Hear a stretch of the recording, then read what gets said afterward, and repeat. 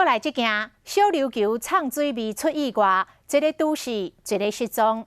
有一个韩国籍的男子，甲一个台湾籍的朋友相招到小琉球去唱水，结果两个拢来渡水。韩国籍的男子不幸来淹死，台湾籍的男子到即摆也未找到人。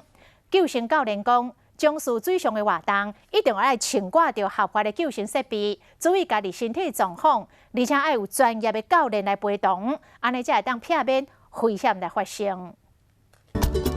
来到海边，不管是耍水、唱水，还是冲泳，拢真清凉。尤其是温度遐尼高的热天，足侪人会去做这个代志，但是一定要注意安全哦。14号那个下午1点29分，两个朋友做伙出游，来到小琉球车行租车，要到附近的海域去唱水。无想到讲，这变成是其中一位韩国游客最后的身影。